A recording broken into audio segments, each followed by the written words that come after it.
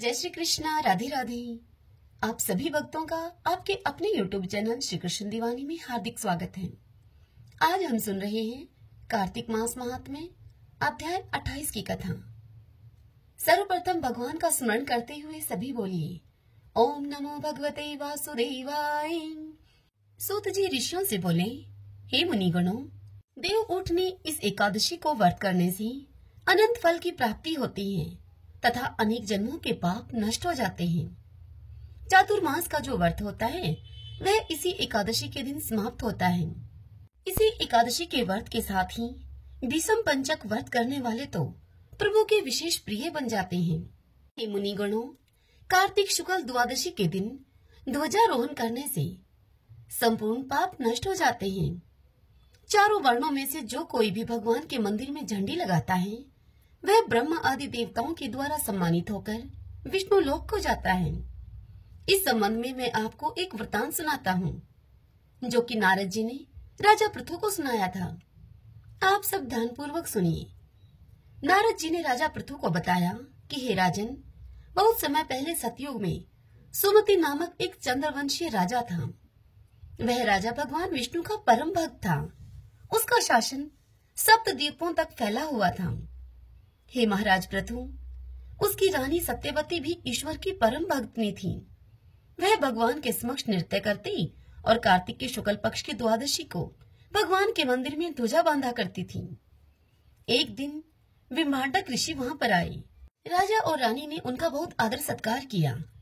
उस दिन राजा रानी ने ध्वजारोहण किया, जिसे देखकर ऋषि विमांडक ने कहा कि हे राजन, भगवान को प्रसन्न करने के और भी अनेक साधन हैं। तब आपके ध्वजारोहण करने में इतनी श्रद्धा क्यों है भला?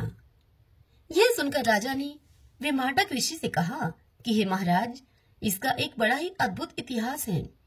वह मैं आपको सुनाता हूँ। हे मुनिवर, पूर्व जन्म में मेरा नाम मालिनी था। ब्राह्मण कुल में उत्पन्न होकर भी मैं शूद्रों की भांति कार्य करता था। द्वेष, कुकृत्यों के कारण ही मेरे बंधु बांधवों ने मुझे त्याग दिया था, जिससे कि मैं वन में जाकर एक टूटे फूटे विष्णु के मंदिर में रहने लगा। मैं वन में जीव जंतु एवं मृग आदि मारकर अपनी भूख को शांत करता था। एक दिन विंध्याचल पर्वत पर रहने वाली कोकिलिनी नामक एक निषाद कन्या, जिसने कि अपने पति को मार दिया था, वह निषाद कन्या भूख से व्याकुल होकर वहां आई और फिर वह मेरे पास ही रहने लगी। एक दिन हमने एक कपड़े को छड़ी में बांधकर एक झंडी बनाई और मदिरा पीकर सारी रात भगवान की मूर्ति के आगे नृत्य करते रहे। हे महामुने, संयोगवश उस दिन कार्तिक मास के शुक्ल पक्ष की द्वादशी की तिथि थी। सारी रात नृत्य करते रहने के कारण प्रातःकाल हम दोनों की मृत्यु हो गई।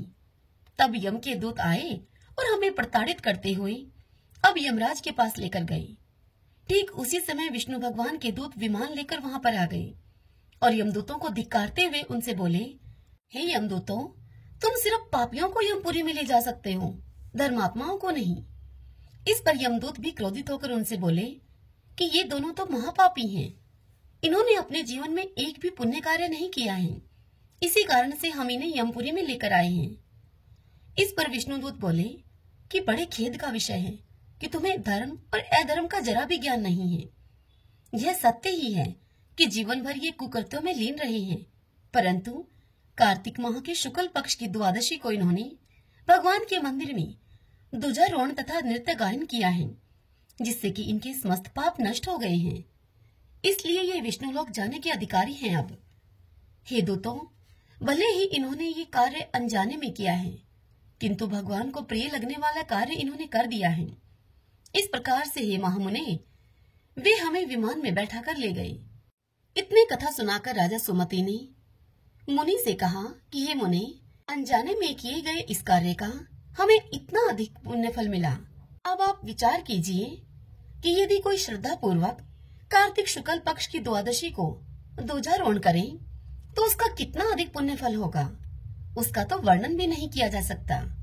राजा सुमति से इस कथा को सुनकर विभांडक ऋषि ने राजा रानी को आशीर्वाद दिया और फिर वह तप करने के लिए वन की ओर प्रस्थान कर गए।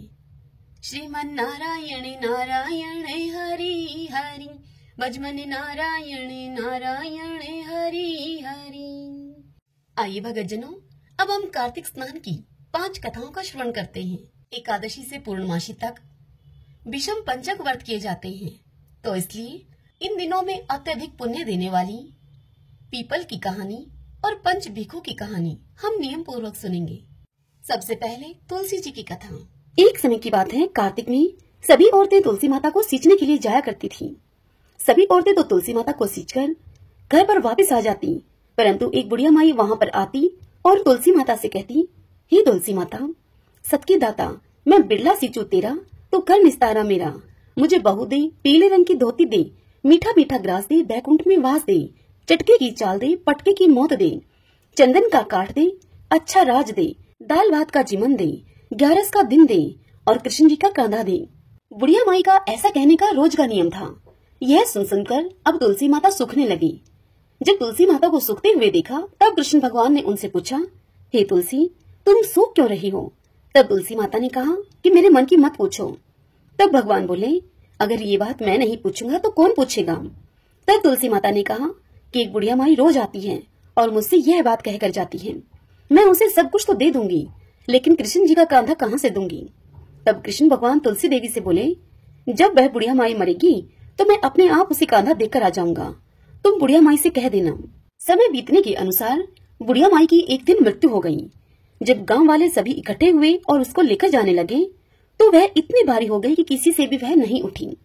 तब सभी लोग कहने लगे कि इतनी ज्यादा पूजा पाठ किया करती थी, पाप नष्ट होने की माला भी फेरती थी, फिर भी इतनी भारी हो गई। तभी कृष्ण भगवान बूढ़े ब्राह्मण का वेश धारण करके वहाँ पर आए और सभी से पूछने लगे कि यह कैसी भीड़ है भाई? तब आदमी कहने लगे कि यह बुढ़िया माई मर गई है, पापिनी थी, इसीलिए यह किसी से उठती भी नहीं है। तब भगवान ने कहा कि मुझे इसके पास जाने दो, मेरे को इसके कान में एक बात कहनी है, तब यह आसानी से उठ जाएगी। फिर कृष्ण भगवान ने बुढ़िया माई के पास जाकर उसके कान में कुछ ऐसा कहा, बुढ़िया माई, मन की निकाल ले, पीताम्बर की धोती ले, मीठा मीठा ग्रास ले, बैकुंठ का वास ले, चटक की चाल ले, चंदन का काठ ले, झालर की झनकार ले, दाल भात का जीवन ले और कृष्ण जी का कांधा ले। यह बात सुनकर बुढ़िया माई हल्की हो गई। उसे भगवान श्री कृष्ण अपने कांधे पर ले गई। अंत में उस बुढ़िया माई को मुक्ति मिल गई। हे तुलसी माता, जैसी मुक्ति बुढ़िया माई की करी वैसी ही हमारी भी करना, और जैसे भगवान ने उसे कांधा दिया वैसे ही हमें भी देना। इस कथा को कहते सुनते हुंकारा भरते सभी पर अपनी कृपा करना। किसी गांव में एक सेठ सेठानी रहते थे। घर में धन धान्य की उनके किसी प्रकार की कोई कमी नहीं थी। वे दोनों पति पत्नी पीपल देव की नित्यनेम से पूजा किया करते थे। वह दोनों पीपल सींचने के लिए 5 कोस दूर जाया करते थे। समय अब बीतता चला गया, लेकिन उनका यह नियम नहीं बदला। वह दोनों अब वृद्ध हो गए थे। उम्र बढ़ने के कारण अब वह पीपल सींचकर जब घर पर आते तो बहुत ही थक जाते, और फिर घर आने के बाद उनसे कुछ काम भी नहीं हो पाता था। एक दिन सेठानी अपने पति से कहती है कि पीपल सींचकर आने के बाद इतनी थकान हो जाती है कि मैं घर का काम भी भली भांति नहीं कर पाती हूँ, जिससे कि घर का काम करने में मुझे देरी हो जाती है। अगर हमारे कोई संतान होती तो वह घर का काम कर लेती। सेठ जी तो पहले से ही मन संतान न होने के कारण बड़े दुखी रहते थे, किंतु सेठानी से इस विषय में वह कुछ कह नहीं पाते थे। लेकिन उनको बात यह खाई जाती थी कि हमारे जाने के बाद इस कारोबार का कौन मालिक होगा, इस कारोबार को कौन संभालेगा। अब आज सेठानी की बात को सुनकर वह भी अत्यधिक दुखी हो गए। सेठ जी की चिंता और अधिक बढ़ गई। सेठ जी को इस प्रकार चिंता में डूबा हुआ देखकर एक दिन सेठानी ने दाई को अपने घर पर बुलाया और उससे कहा कि तुम सेठ जी से जाकर कह दो कि मैं माँ बनने वाली हूँ, और यही बात गांव में हर जगह फैला दो। गांव के लोगों की औरतों को भी कह दो। अगर तुम ऐसा करोगी तो मैं तुम्हें बहुत अधिक धन दूंगी और 9 लखा हार भी दूंगी। दाई सेठानी की बात को सुनकर लालच में आ गई, और फिर दाई ने वैसा ही किया जैसा कि सेठानी ने उसे करने के लिए कहा था। और फिर जब 6 महीने बीत गए, तब सेठानी ने गोद भराई का कार्यक्रम रखा और फिर गांव में न्योता दिया गया। तत्पश्चात सेठानी ने दाई को फिर से बुलाया और उससे कहा कि मेरे 9वां महीना जब पूरा हो जाए, तब तुम किसी के घर में भी बच्चा पैदा हो, उस बच्चे को लाकर मेरे घर में रुला देना। तुम्हारे ऐसा करने से मैं तुम्हें बहुत अधिक धन दूंगी। दाई ने सेठानी के कहे अनुसार वैसा ही किया। जब सेठानी के 9 महीने पूरे हो गए, तब दाई ने एक नवजात शिशु को सेठानी के घर में लाकर रुला दिया और फिर दाई ने यह ढिंडोरा पिटवा दिया कि सेठानी ने एक पुत्र को जन्म दिया है। तत्पश्चात 100 महीना पूरा होने पर सेठानी ने जलवा पूजन का कार्यक्रम रखा। उस कार्यक्रम में उसने पूरे गांव को बुलाया। जब जलवा चूड़े की रस्म होने लगी तब लोगों ने उससे पूछा कि तुम्हारा बच्चा कहाँ है सेठानी। तब सेठानी कहने लगी कि यह पूजा मैं कटार के साथ करूंगी, कुंवर साहब को नजर लग जाएगी, इसीलिए उसे अभी बाहर नहीं निकालेंगे। और इसी प्रकार 5 से 6 साल बीत गए। गांव के किसी भी व्यक्ति या किसी भी औरत ने कुंवर साहब को नहीं देखा था। फिर एक दिन सेठानी सेठ जी से कहती है कि मेरा बेटा पढ़ने के लिए काशी जी जाएगा। सेठानी की यह बात सुनकर सेठ जी उससे कहते हैं कि मैंने तो आज तक तेरे बेटे को ही नहीं देखा है, कहाँ है तेरा बेटा? जिस बेटे को मैंने आज तक नहीं देखा उसे काशी जी में कैसे भेजूंगा पढ़ने के लिए? यह सुनकर सेठानी बोली कि जैसा मैं बोल रही हूँ आप वैसा ही करिए। पूरे गांव में आप यह बात बता दीजिए कि हमारा बेटा काशी जी पढ़ने के लिए चला गया है। सेठ ने सेठानी के कहे अनुसार सारे गांव में ऐसा ही बोल दिया। अब ऐसे ही समय बीतता गया। फिर एक दिन सेठानी सेठ जी से बोली कि हमारा बेटा अब 16 वर्ष का हो गया है, उसकी शादी करनी है। आप एक सुंदर सुशील कन्या को देखकर मेरे बेटे की शादी करवा दो और घर में बहू ले आओ। सेठानी की इस बात को सुनकर सेठ जी गुस्से में उससे बोले कि तुम क्यों मेरे बुढ़ापे पर मिट्टी फेंक रही हो? जिस बेटे को आज तक मैंने नहीं देखा उसके लिए मैं बहू कहां से लेकर आऊं? तब सेठानी सेठ से दोबारा बोली कि आप लड़की ढूंढो तो सही, मेरा बेटा आ जाएगा। सेठ जी के पास धन की तो कोई कमी थी नहीं। सेठानी के जोर देने पर सेठ जी ने मन में कुछ सोच विचार किया और फिर एक पोटली ली और उस पोटली में थोड़ा सा आटा डाला। पोटली को बांधने से पहले उन्होंने उस पोटली में सोने की कुछ मोहरें डाल दी और लड़की ढूंढने के लिए अब सेठ जी चल पड़े। चलते चलते वह एक गांव में पहुंचे जहां पर कुछ लड़कियां खेल रही थीं। सेठ जी अब थक गए थे और उन लड़कियों के खेल को देखने की इच्छा से वे उन लड़कियों के पास ही बैठ गए। जब वे सभी लड़कियां खेल खत्म करके अपने अपने घर को जाने लगी तब सभी लड़कियां अपने द्वारा बनाए गए मिट्टी के घरों को तोड़ रही थीं, परंतु उनमें से एक लड़की ने अपना बनाया हुआ घर नहीं तोड़ा। तब बाकी लड़कियां उसे कहने लगी कि तुमने अपना घर क्यों नहीं तोड़ा? तब वह लड़की बोली कि मैं अपना बनाया हुआ घर कभी नहीं तोड़ूंगी। फिर वह सभी लड़की अपने अपने घर चली गई। सेठ जी वहां से उठे और उसी लड़की के पीछे पीछे चल दिए। सेठ जी को वह लड़की सियानी लगी जिसने अपना घर नहीं तोड़ा था। सेठ जी को वह लड़की बड़ी ही बुद्धिमान लगी। अब चलते चलते सेठ जी उसी लड़की के घर के आंगन में पहुंच गए और वहीं आंगन में ही वहां बैठ गए सेठ जी और उस लड़की से कहने लगे कि बेटी, मैं 2 दिन से भूखा हूँ, क्या तुम मुझे खाना खिला दोगी? तब लड़की ने सेठ जी से कहा कि ठीक है। फिर लड़की घर के अंदर जाकर अपनी माँ से बोली। तब उसकी माँ उससे बोली कि बेटी, मैंने तो खाना खा लिया है, अब तो घर में खाने के लिए कुछ भी नहीं है, आटा भी नहीं है। लड़की ने यही सब जाकर बाहर उस बुजुर्ग व्यक्ति अर्थात उस सेठ जी से कह दिया। तब सेठ जी उस लड़की से बोले कि बेटी, आटा मेरे पास है, तुम यह आटा ले जाओ और मुझे खाना बना दो। सेठ जी ने वह पोटली उस लड़की को थमा दी। लड़की ने वह पोटली लाकर अपनी माँ को दे दी। माँ ने जब पोटली को खोलकर देखा तो उसमें सोने की 4 मोहरें भी हैं। तो उसने वह सभी मोहरें लड़की के हाथ में देकर उससे कहा कि बेटा, यह सोने की मोहरें उन्हें वापस देकर आओ। जब लड़की बुजुर्ग व्यक्ति के पास सोने की मोहरें देने के लिए जाती है तो वह कहते हैं कि बेटी, यह मोहरें तुम ही रख लो, हमारे घर में पैसे की कोई कमी नहीं है। फिर उन मोहरों को लड़की अपने पास रख लेती है।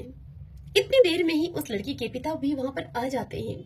तत्पश्चात सेठ जी और लड़की के पिता में आपस में बातचीत होने लगती है। अब कुछ समय के बाद भोजन की थाल भी लगा दी जाती है और सेठ जी भोजन करने के लिए वहां बैठ जाते हैं और खाना खाते हैं। सभी बैठे हुए लड़की के पिता सोचते हैं कि यह बुजुर्ग व्यक्ति बड़ा ही धनवान है। अब जैसे ही सेठ जी खाना खाकर उठते हैं तब उस लड़की के पिताजी उनसे पूछते हैं कि आप आगे कहाँ जा रहे हैं? तब सेठ जी उनसे बोलते हैं कि मैं अपने लड़के की शादी के लिए लड़की देखने के लिए जा रहा हूँ। मेरा लड़का काशी जी पढ़ने के लिए गया हुआ है, वह 12 वर्ष के बाद लौट कर आएगा। यह सुनकर लड़की के पिता ने अपने मन में विचार किया कि यह व्यक्ति बड़ा ही धनवान है और लड़के की शादी कराने के लिए लड़की भी ढूंढ रहा है। क्यों न मेरी लड़की का विवाह इसके लड़के से हो जाए। मेरी लड़की इनके घर में जाएगी तो बड़ा सुख पाएगी, राज रचेगी। यदि यह विवाह हो जाए तो कितना अच्छा हो। तत्पश्चात लड़की के पिता ने उस बुजुर्ग अर्थात उस सेठ जी से कहा कि यदि आपको ठीक लगे तो आप अपने बेटे का विवाह मेरी बेटी से करवा दीजिए। यह सुनकर सेठ जी बड़े ही खुश हुए और फिर एक नारियल और ₹1.25 का शगुन उस लड़की को दे दिया। तत्पश्चात सेठ जी लड़की के पिताजी से बोले, मेरा बेटा काशी जी पढ़ने के लिए गया है और वह 12 वर्ष के बाद लौट कर आएगा। तब लड़की के पिता ने कहा कि कोई बात नहीं है। तत्पश्चात सेठ जी ने घर जाकर सारी बात सेठानी को बताई। कुछ दिन बीत जाने पर सेठानी ने सेठ जी से कहा कि अब विवाह करा के उस लड़की को अपने घर पर ले आओ।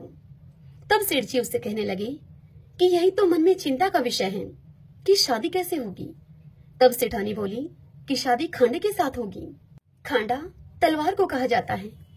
तब सेठ जी फिर से लड़की के घर गए और वहां जाकर उनसे शादी के विषय में बात करते हुए कहते हैं कि मेरा बेटा अभी नहीं आ सकता, वह अभी काशी जी पढ़ने के लिए गया है।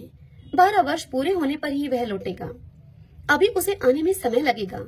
यदि आप राजी हो तो मैं अपने बेटे के स्थान पर यह खांडा रख दूंगा और यह शादी संपन्न हो जाएगी। पुराने जमाने में लोग ऐसे ही शादियां कर दिया करते थे। असली कीमत तो आदमी की वचन और जुबान की होती है। सेठ जी की बात को सुनकर लड़की के पिता ने खूब सोच विचार करके लड़की की शादी खांडे के साथ करवा दी। तत्पश्चात सेठ जी बहू को लेकर अपने घर को लौटे। सेठानी बहू को देखकर बड़ी खुश हुई, फूली न समाई।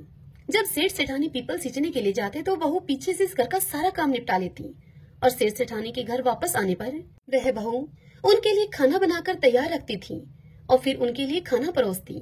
तत्पश्चात वह बहू अपनी सास के पैरों की खूब मालिश करती और उनकी खूब सेवा करती और प्रेम के साथ उनके साथ उस घर में रहती। यह सब करते करते अब ऐसे ही 1 वर्ष बीत गया। फिर एक दिन जब सेठ सेठानी पीपल सींचने के लिए गए हुए थे तब उनके घर की आग बुझ गई। बहू जब आग लेने के लिए पड़ोस के घर में गई तब बहू ने पड़ोसन से जाकर कहा कि मुझे थोड़ी सी आग दे दो, मेरे सास ससुर आने वाले होंगे, मुझे उनके लिए जल्दी से खाना भी बनाना है। तब पड़ोसन ने उस बहू से पूछा कि तुम किसकी बहू हो। तब वह बहू कहने लगी कि मेरे पति काशी जी पढ़ने के लिए गए हैं। यह सुनकर पड़ोसन बहू से बोली कि सेठ सेठानी की तो कोई औलाद ही नहीं है, ये तुमसे झूठ बोल रहे हैं, ये तुझे ऐसे ही काम करने के लिए लेकर आए हैं। और इस प्रकार की बातें कहकर पड़ोसन ने उस बहू के कान भर दिए। फिर बहू ने घर आकर बिना मन के ही खाना बनाया, सारे जेवर उतार दिए और बिना श्रृंगार किए हुए पुरानी साड़ी पहन ली। जब सास ससुर पीपल सींचकर घर को लौटे तब उन्होंने देखा कि आज तो घर का कोई काम नहीं हुआ है। तत्पश्चात उन्होंने बहू से खाना मांगा। बहू ने खाना ला कर दिया। जब उन्होंने खाना खाया तो खाना बिल्कुल फीका था, बिल्कुल बेस्वाद खाना था, उसमें नमक मिर्च कुछ भी नहीं था। तब उन्होंने बहू से पूछा कि बहू आज क्या बात है, बहू आज खाना बिल्कुल फीका सा है। तब बहू ने उत्तर दिया कि आपको तो आज ही खाना फीका मिला है, मेरी तो पूरी जिंदगी ही फीकी है। तब सेठानी पूरी बात समझ गई कि आज इसके किसी ने कान भरे हैं, सब कुछ इसको बता दिया है। अब सेठानी सारी बात देखते समझते हुए चुप रहती है। फिर दूसरे दिन सेठ सेठानी पीपल सींचने के लिए जाने लगते हैं। तब बहू कहती है कि आपने मुझे 6 कोठों की तो चाबी दे रखी है, 7वें कोठे की चाबी मुझे क्यों नहीं दी है, मैं कौन सी बहू हूँ आपकी। तब सेठानी उससे बोली कि नहीं बेटा, ऐसी बात नहीं है, मैंने तो ऐसे ही यह चाबी तुम्हें नहीं दी थी। और फिर सेठानी 7वें कोठे की चाबी भी बहू को दे देती है और बहू को पड़ोसन से बात करने के लिए मना करती है। और फिर वह दोनों पीपल सींचने के लिए चले जाते हैं। अब पीपल सींचते समय भगवान विष्णु का नाम लेते रहे, वह माता लक्ष्मी का नाम लेते रहे। वह दोनों भक्ति भाव से भगवान विष्णु और माता लक्ष्मी की भक्ति बार बार उनके नाम का उच्चारण करना, उन्हें भोग लगाना, यह तो उन दोनों की दिनचर्या का हिस्सा था। लेकिन उस दिन उनके मन में बहू के घर से जाने का डर भी था, उनकी आंखों में नमी थी और चिंता भी थी। वह बार बार बोल रहे थे कि भगवान आप ही हमारी लाज रखना। भगवान सदा अपने भक्तों पर दयालु रहते हैं। वह भक्तों के दुखों में दुखी होकर स्वयं उसका निवारण करने के लिए आ जाते हैं। उधर सास ससुर के घर से जाते ही बहू जल्दी जल्दी काम निपटाकर पहले कोठे को खोलकर देखती है तो उस कोठे में, उस कमरे में खूब सुंदर सुंदर कपड़े थे। बहू उन कपड़ों को पहन पहन कर देखती है और खूब खुश होती है। इसी तरह बहू ने दूसरे कोठे को खोला, उसमें बहुत सुंदर सुंदर गहने भरे थे। अब बहू ने रोज रोज नए नए कपड़े गहने पहनना शुरू कर दिया। सास ससुर के आने से पहले वह उन कपड़ों और गहनों को उतार कर वापस रख देती थी। इसी तरह तीसरे कोठे में स्वादिष्ट व्यंजन थे। वह अपनी पसंद की मिठाइयां खाती और पूरा दिन खुश रहती थी। बहू ने जब चौथे कोठे को खोलकर देखा तो उसमें भांति भांति के अनाज रखे थे। पांचवें और छठे कोठे को खोलकर देखा तो उसने देखा कि उस कमरे में हीरे और जवाहरात थे। अब उस सेठानी की बहू इन्हीं सब चीजों में व्यस्त रहकर खूब खुश रहने लगी। लेकिन कुछ दिन के बाद वह इन सब चीजों से ऊब गई। फिर एक दिन उसने सातवें कोठे को खोलकर देखा तो उसमें उसने देखा कि वहां उस कमरे में एक पीपल का पेड़ था और एक मंदिर था। बहू उसी कमरे में बैठ गई। अब थोड़ी ही देर के बाद उस पीपल के पेड़ में से एक सुंदर सा लड़का निकलकर बाहर आया। तब बहू उस लड़के से बोली कि आप कौन हैं? तब वह लड़का बोला कि मैं तुम्हारा पति हूँ। तब बहू ने उससे फिर पूछा कि आप तो काशी जी पढ़ने के लिए गए थे, आप इस कमरे में कैसे आ गए? तब वह लड़का बोला कि मैं तो अभी अभी आया हूँ, परंतु तुम माँ को कुछ मत कहना। उस बहू ने आज तक अपने पति को तो देखा ही नहीं था और वह इसीलिए उस लड़के के कहने पर बहू ने उसे अपना पति मानकर उसके साथ हंसी ठिठोली करने लगी, उसके साथ बातचीत करने लगी। अब तो बहू हर रोज सास ससुर के पीपल सींचने के लिए जाते ही उसी सातवें कमरे में आकर बैठ जाती और अपने पति के साथ खूब समय बिताती। थोड़े ही समय के बाद अब वह बहू गर्भवती हो गई। तब सेठ सेठानी को भला बुरा कहने लगे और बोलने लगे कि अब मैं गांव के लोगों को क्या मुंह दिखाऊंगा, मेरा तो बुढ़ापा ही तूने खराब कर दिया। तब सेठानी बड़े प्यार से अपनी बहू से पूछती है कि बहू यह किसका बच्चा है? तब वह बहू सेठानी से बोली कि माँ यह आपके बेटे का है, वह काशी जी से अपनी पढ़ाई पूरी करके वापस लौट आए हैं। तब यह सुनकर सास ने कहा कि बहू तूने तो मुझे आज तक इस बारे में कुछ बताया ही नहीं। तब वह बहू बोली कि माँ जी आपके बेटे ने ही मुझे इस बारे में आपसे कुछ भी कहने के लिए मना किया था और मुझसे कहा था कि तुम माँ को कुछ मत बताना। तब सेठानी ने अपनी बहू से कहा कि कल जब तुम उससे मिलोगी तब उससे तुम कहना कि आपको मुझे सातवीं की चूड़ी पहनाने के लिए बाहर आना पड़ेगा। फिर बहू ने अगले दिन उस लड़की को यह सारी बात बता दी। तब लड़के ने कहा कि मैं जरूर आऊंगा। अब सास और बहू दोनों निश्चिंत हो गईं। सातवीं की चूड़ी पहनाने का कार्यक्रम रखा गया और पूरे गांव को बुलावा भेजा गया। उस कार्यक्रम में जब सारा गांव वहां पर उपस्थित था, बहू को वहां पर बिठाया गया। फिर क्या था, थोड़ी ही देर में वहां पर चर्चा होने लगी कि कहाँ है इनका बेटा, आज तक हमने तो कभी देखा नहीं है। तभी वहां पर 17-18 साल का एक नौजवान लड़का आया और बहू के पास आकर वह बैठ गया।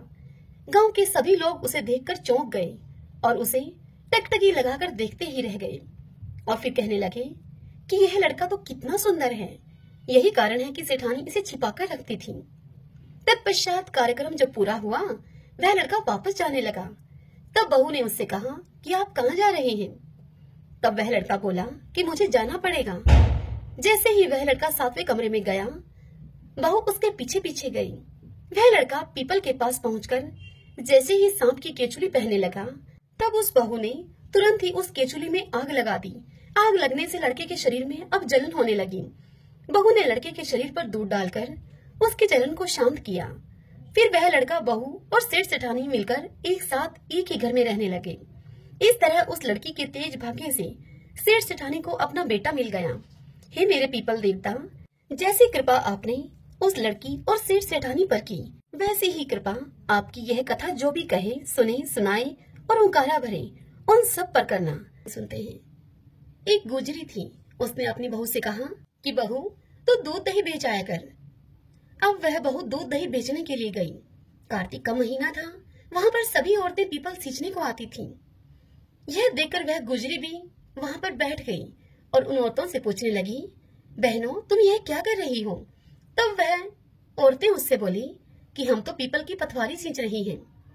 तब उस गुजरी ने उनसे पूछा कि ऐसा करने से क्या होता है? तब उन औरतों ने गुजरी को बताया कि ऐसा करने से अनधन मिलता है, वर्षों का बिछड़ा हुआ पति मिलता है। यह सुनकर गुजरी ने कहा कि तुम तो पानी से सींच रही हो, मैं तो दूध दही से पथवारी को सींचूंगी। और फिर बहू दूध दही से पीपल पथवारी को सींचने लगी। बहू को ऐसा करते करते 1 महीना बीत गया। फिर एक दिन उसकी सास उससे कहती है कि बहू अब तो दूध दही के पैसे ला कर दे। अब तो यह रोज का नियम ही हो गया था सास का। सास अपनी बहू से रोज कहती कि बहू दूध दही के पैसे ला कर दे। फिर एक दिन बहू ने कहा कि जब कार्तिक का महीना पूरा हो जाएगा तब मैं ला दूंगी पैसे। और इस प्रकार उस बहू को पीपल पथवारी सींचते हुए कार्तिक का महीना पूरा हो गया। पूनम के दिन अर्थात पूर्णमासी के दिन गुजरी पीपल पथवारी के पास अब धरना देकर बैठ गई। पीपल ने उससे पूछा कि तू यहाँ पर क्यों पड़ी है। तब उस गुजरी ने कहा कि मेरी सास दूध दही के पैसे मांगेगी अगर मैं घर गई तो। तब पीपल ने उससे कहा कि मेरे पास पैसे तो नहीं है, ये बाटे डंडे पान पत्ते पड़े हैं, यह तू ले जा और इनको गुलक में रख देना। और उस बहू ने ऐसा ही किया।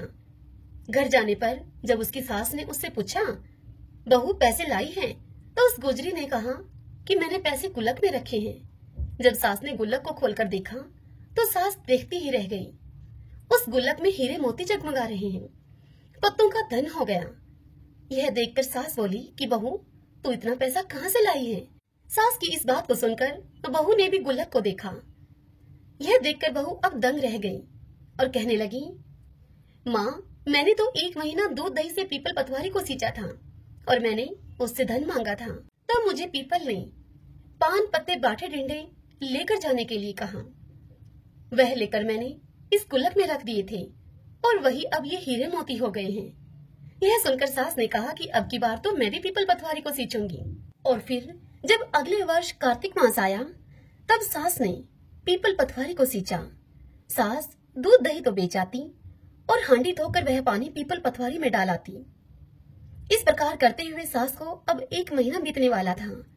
तभी एक दिन सास अपनी बहू से कहती है कि बहू तुम मुझसे पैसे मांग। यह सुनकर बहू ने कहा कि माँ जी क्या कभी बहू भी अपनी सास से कभी पैसे मांगती है। तो उसकी सास कहने लगी, नहीं तुम मुझसे पैसे मांग। तो बहू ने सास से दूध दही के पैसे मांगे। सासू जी पीपल पथवारी पे जाकर अब धरना देकर बैठ गई। तो पीपल ने उसे डंडे पत्ते पान बाटे उसे दे दिए और उससे कहा कि इन्हें गुल्लक में ले जाकर रख दो। सास ने ऐसा ही किया।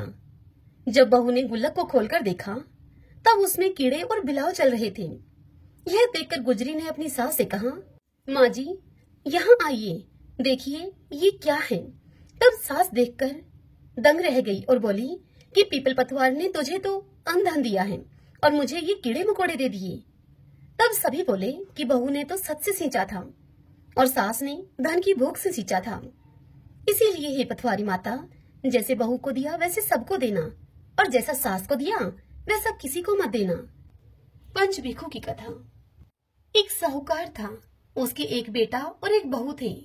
साहूकार के बेटे की बहू सुबह जल्दी उठकर कार्तिक में रोजाना गंगा जी नहाने के लिए जाती थी। वह बहू पराये पुरुष का मुंह नहीं देखती थी। एक राजा का लड़का था। वह जब भी गंगा जी नहाने के लिए जाता तो वह सोचता कि मैं इतनी सुबह नहाने के लिए आता हूँ गंगा जी पर, तो भी मुझसे पहले यहाँ कौन नहा लेता है। 5 दिन कार्तिक के अब रह गए। उस दिन साहूकार की बहू तो नहा कर जा रही थी और राजा का बेटा स्नान करने के लिए गंगा जी की तरफ आ रहा था। खुड़का सुनकर अर्थात आवाज सुनकर वह बहू जल्दी जल्दी जाने लगी तो उसकी माला मूचड़ी वहीं पर छूट गई। राजा का लड़का आया तब वह सोचने लगा कि जिसकी माला मोचड़ी इतनी सुंदर है वह खुद कितनी सुंदर होगी। और फिर सारी नगरी में उस राजा के लड़के ने यह ढिंडोरा पिटवा दिया कि जिसकी भी ये माला मोचड़ी है वो मेरे पास 5 रात आएगी। जब साहूकार के बेटे की बहू ने यह ढिंडोरा सुना तब उसने राजा के लड़के को यह कहलवा दिया कि मैं 5 दिन आऊंगी पर किसी को साग भरने के लिए बैठा देना। तब राजा के लड़के ने गंगा जी पर बिछावन करके एक तोते को पिंजरे में वृक्ष पर टांग दिया। अब दूसरे दिन जब वह बहू गंगा जी के स्नान के लिए आई तब उसने जब पहली पड़ी पर पैर रखा स्नान के लिए तब वह भगवान से बोली कि हे कार्तिक के ठाकुर राय दामोदर, 5 पांडु छठे नारायण, भीखम राजा, उस पापी को नींद आ जाए। साहूकार के बेटे की बहू के इतना कहते ही भगवान ने ऐसी कृपा की कि उस राजा के लड़के को गहरी नींद आ गई। वह बहू अब नहा धोकर जाने लगी तो वह तोते से बोली कि सुआ सुआ तेरे गल डालूंगी हीरा, मेरी साख भरियो मेरे वीरा। तब सुआ बोला कि कोई वीर भी साख भरता है क्या। तब साहूकार के बेटे की बहू बोली कि सुआ सुआ सुआ तेरे पग घालूंगी नेवर, मेरी साख भरियो मेरे देवर। तब सुआ ने कहा कि अच्छा भाभी, मैं तेरी साख भरूंगा। और वह यह तोते को कहकर चली गई। राजा अब हड़बड़ा कर उठा, सुए से पूछा कि सुआ सुआ, क्या वह आई थी? कैसी थी वह? तब वह सुआ बोला, आभा की सी बिजली, होली की सी झल, केले की सी कामनी, गुलाब का सा रंग। यह सुनकर राजकुमार ने कहा कि अब तो मैं अंगुली चीर कर बैठूंगा, तब मुझे नींद नहीं आएगी और मैं उसे देखूंगा। अब दूसरे दिन जब वह अंगुली चीर कर लेट गया गंगा जी के किनारे पर, तब दूसरे दिन सुबह सुबह जब वह बहू आई और भगवान से उसने फिर से वही प्रार्थना की, तो फौरन ही राजकुमार को नींद आ गई। अब वह बहू नहा धोकर फिर से चली गई। राजकुमार ने उठकर तोते से फिर पूछा कि सुआ सुआ, क्या वह आई थी? तब उस तोते ने राजकुमार से सारी बातें कह दी। तब राजकुमार तोते से बोला कि मैं अब तो आंखों में मिर्ची डालकर बैठूंगा। और फिर राजा का लड़का अगली रात को आंखों में अपने मिर्ची डालकर वहां गंगा जी के किनारे पर बैठ गया ताकि उसे नींद ना आए। अब वह बहू जब सुबह सुबह गंगा जी स्नान के लिए आई, तब उसने भगवान से फिर ऐसा ही कहा और भगवान ने कृपा की। उस राजा के लड़के को फिर से नींद आ गई। जब वह नहा धोकर जाने लगी तो आंख बंद करके चली गई। राजकुमार ने उठकर देखा, तब तक वह नहा धोकर चली गई थी। तत्पश्चात वह राजकुमार बोला कि आज तो मैं आग की अंगीठी जलाकर बैठूंगा जिससे कि मुझे नींद नहीं आएगी। और वह अब अंगीठी जलाकर बैठ गया। साहूकार की बहू अगले दिन आई और उसने भगवान से कहा कि 4 रातें तो आपने निकाल दी, बस आज की रात और निकाल दीजिए। हे भगवान, मेरा सत रखना। भगवान तो बड़े ही भक्त वत्सल हैं, वे अपने भक्तों पर बड़े ही दयालु और कृपालु होते हैं। भगवान ने उसका सत रख दिया और राजकुमार को फिर से नींद आ गई। जब वह बहू नहा धोकर जाने लगी तो तोते से वह बोली कि इस पापी से कह देना कि तेरी 5 रातें पूरी हो गई हैं, इसलिए मेरे मोतियों की माला और मोचड़ी मेरे घर भेज देना। सुबह राजा के लड़के ने जब तोते से उठकर पूछा कि क्या वह आई थी, तब उसे तोते ने कहा कि हाँ, वह आई थी और उसने अपनी माला मोचड़ी मंगवाई है। तब राजकुमार ने सोचा कि वह तो सच्ची थी, उसका तो भगवान ने सत रख लिया। अब थोड़े ही दिन के बाद राजकुमार के शरीर में कोढ़ निकल आया और वह तड़पने लगा। तो राजा ने ब्राह्मण को बुलाकर पूछा कि मेरे बेटे का शरीर इतना क्यों जल रहा है। तब ब्राह्मणों ने कहा कि वह पतिव्रता स्त्री पर बुरी नजर रखता है, इसीलिए उसे यह रोग लगा है। तब राजा ने दोबारा से ब्राह्मणों से पूछा कि अब यह ठीक कैसे होगा। तब उसे ब्राह्मणों ने बताया कि उस साहूकार की बहू को धर्म की यह बहन बनाए और उसके नहाए हुए जल से यह नहाए, तब इसका यह कोढ़ ठीक हो जाएगा। अब राजा उस साहूकार के बेटे की बहू की माला और मोचड़ी उस साहूकार के घर लेके गया और साहूकार से जाकर कहा कि यह माला मोचड़ी आपकी बहू की है, गंगा जी के किनारे पर छूट गई थी। तुम्हारी बहू सतीव्रता है, उसके नहाए हुए जल से मेरे बेटे को नहलाना है, तो मुझे वह जल दे दो। तब साहूकार ने कहा कि वह किसी पराये पुरुष का मुख नहीं देखती, तुम अपने पुत्र को इस नाली के नीचे खड़ा कर दो। जब वह नहाएगी तो ऊपर से पानी गिर जाएगा। अब राजा ने ऐसा ही किया, राजकुमार को नाली के नीचे बैठा दिया। जब राजकुमार नहाया उस पानी से, तो उस राजकुमार की चंदन की सी काया हो गई। हे पंच भिक्षु देवता, जैसा साहूकार की बहू का सत रखा आपने, वैसा ही सबका रखना। इस कथा को कहते सुनते हुकारा भरते अपने सारे परिवार का सत रखना। पुनो नहाई पड़वा नहाई, 5 रतन 5 तीरथ 5 भीखम नहाई। 1 टका मेरी गांठ में, सुनियो हे रघुराई। आधे का लाई आंवला आधे की राई, राई दामोदर सांवला जिसने सृष्टि रचाई। राजा के घर उतरी पुत्री बन के आई, राजा लाया ब्याह के रानी बनकर आई। 4 चक्कर 4 मक्कर 4 दिए किलो, मैं तुझसे पूछूं हे श्री कृष्ण जी, कब निस्तारा होए। जब आएगा कार्तिक का महीना, तब निस्तारा होए। सभी बोले पंच भिक्षु देव भगवान विष्णु की जय। तपसी लपसी की कहानी। तपसी लपसी की कहानी सभी व्रत कथा कहानियों का पूर्ण फल प्राप्त करने के लिए हर कथा कहानी के पश्चात जरूर सुने। तपसी था, एक लपसी था। तपसी तो भगवान की तपस्या करता था और लपसी सवासिर की लापसी बनाकर भगवान को भोग लगाता और लोटा हिलाकर जीन लेता था। एक दिन दोनों लड़ने लगे। लपसी बोला कि मैं बड़ा हूँ, तपसी बोला मैं बड़ा हूँ। इतने में ही नारद जी वहां पर आ गए और उनसे पूछने लगे कि तुम क्यों लड़ रहे हो।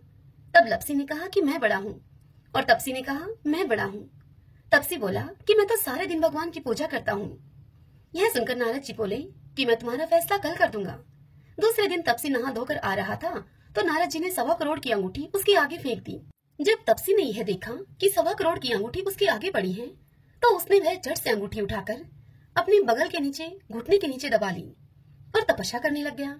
उधर लप्सी सुबह उठकर नहा धोकर 1.25 सेर की लापसी बनाकर भगवान को भोग लगाकर लोटा हिलाकर अब जीवने लगा कि इतने में ही नारद जी वहां आ गए और फिर नारद जी ने दोनों को अपने पास बुलाकर बिठाया। तब दोनों ने पूछा कि बताइए महाराज, हम दोनों में से कौन बड़ा है? तब तपसी बोला कि मैं बड़ा हूँ। तब नारद जी ने कहा कि तू हाथ उठा। हाथ उठाया तो 1.25 करोड़ की अंगूठी निकली। तब नारद जी तपसी से बोले कि ये अंगूठी तो तब से तुमने चुराई है, इसीलिए तुम्हारी तपस्या अब भंग हो गई, इसीलिए अब लप्सी बड़ा है। तपसी बोला कि महाराज, मेरी तपस्या का फल मुझे कैसे मिलेगा? तब नारद जी उसे बोले कि तेरी तपस्या का फल कार्तिक नहाने वाले तुझे देंगी। सभी कथा कहानियों को कहकर तेरी कहानी ना कहेंगी तो कार्तिक का फल उनका खत्म हो जाएगा और वह पुण्य फल तुझे मिलेगा। सभी बोलिए कार्तिक भगवान की जय। ओम नमो भगवते वासुदेवाय। आइए भक्तजनों, तुलसी चालीसा का श्रवण करते हैं। जय जय तुलसी भगवती सत्यवती सुखदानी, नमो नमो हरि प्रियसी श्री विंदा गुण खानी। जय नंदनी जग पूजिता विश्व पावनी देवी, जयति पुष्प सारा सुरभि देहु अमर वर अम्ब। श्री हरि शीश विराजनी देहु अमर वर अम्ब, जनहित हे वृंदावनी अब जन करहु विलंब।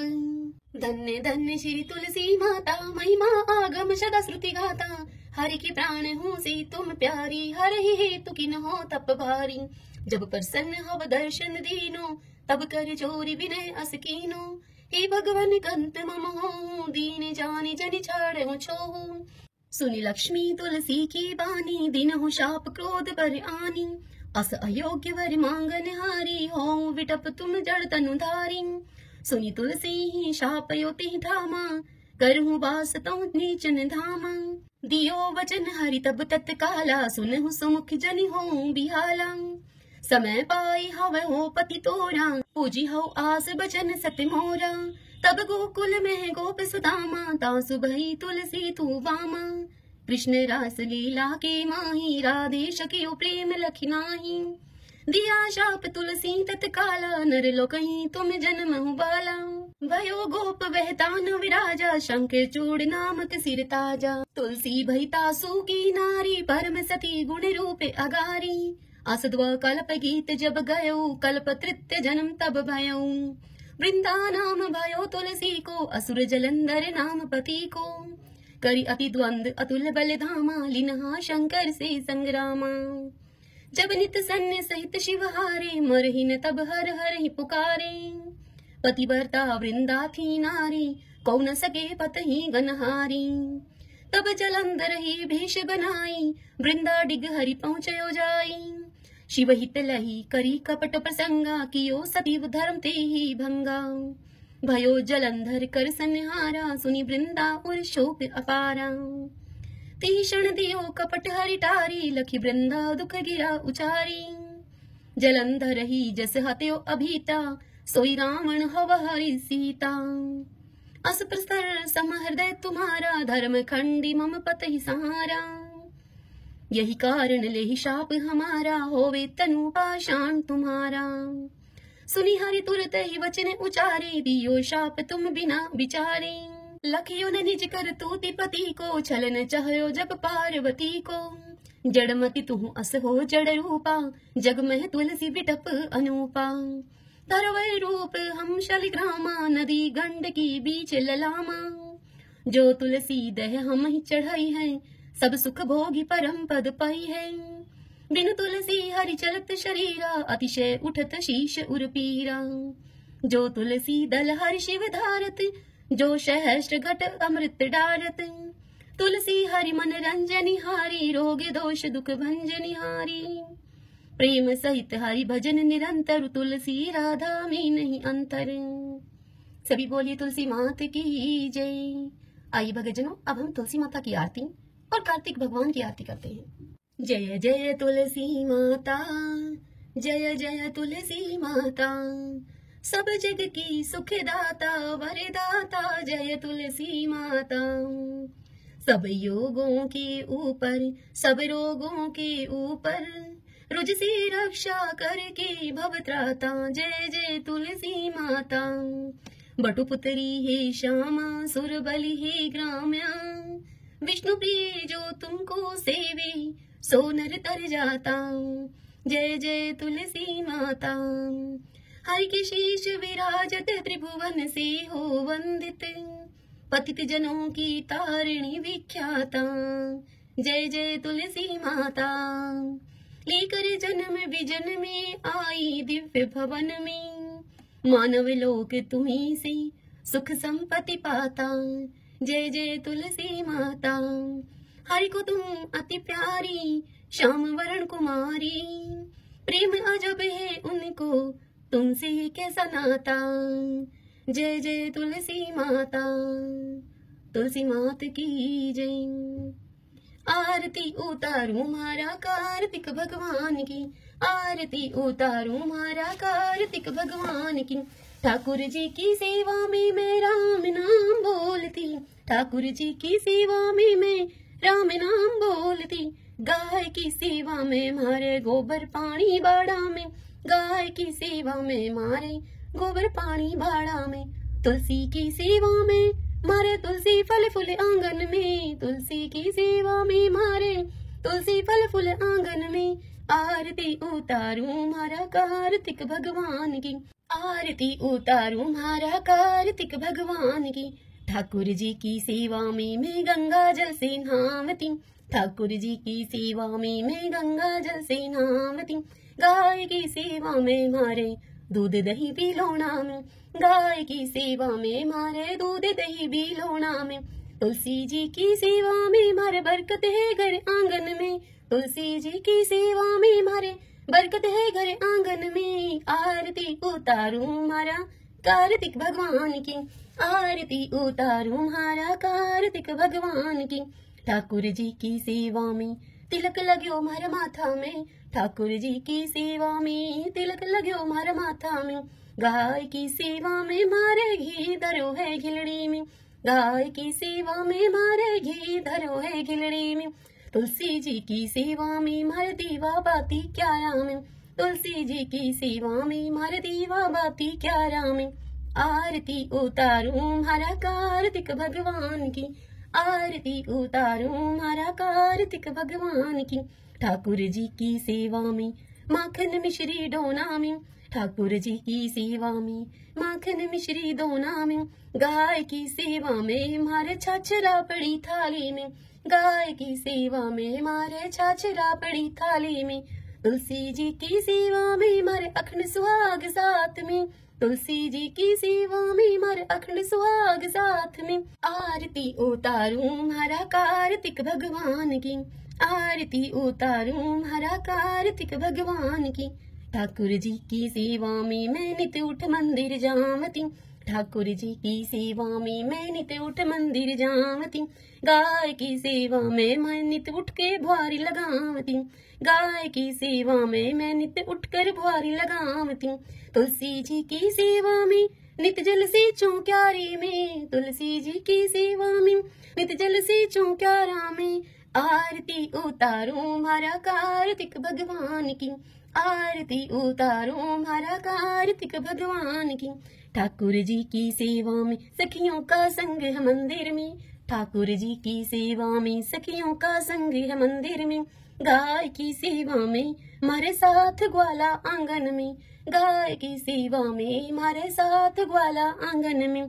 तुलसी जी की सेवा में मारे घर वाला मारे साथ में, तुलसी जी की सेवा में मारे घर आला मारे साथ में। आरती उतारूं मारा कार्तिक भगवान की, आरती उतारूं मारा कार्तिक भगवान की। ठाकुर जी की सेवा में मैं तुलसी माला फेरती, ठाकुर जी की सेवा में मैं तुलसी माला फेरती।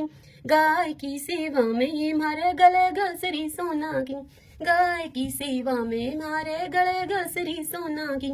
तुलसी जी की सेवा में हमारे सिर पर चुंदड़ी लाल है, तुलसी जी की सेवा में हमारे सिर पर चुंदड़ी लाल है। आरती उतारो हमारा कार्तिक भगवान की, आरती उतारो हमारा कार्तिक भगवान की। ठाकुर जी की सेवा में बैकुंठा में मैं जावती, ठाकुर जी की सेवा में मैं बैकुंठा में जावती। गाय की सेवा में मैं पापों से मुक्ति पावती, गाय की सेवा में मैं पापों से मुक्ति पावती। तुलसी जी की सेवा में सातों जन्म सुख पावती, तुलसी जी की सेवा से मैं सातों जन्म सुख पावती। आरती उतारूं हमारा कार्तिक भगवान की, आरती उतारूं हमारा कार्तिक भगवान की। सभी बोलिए कार्तिक भगवान की जय। ओम नमो भगवते वासुदेवाय, ओम श्री कृष्णाय नमो नमः।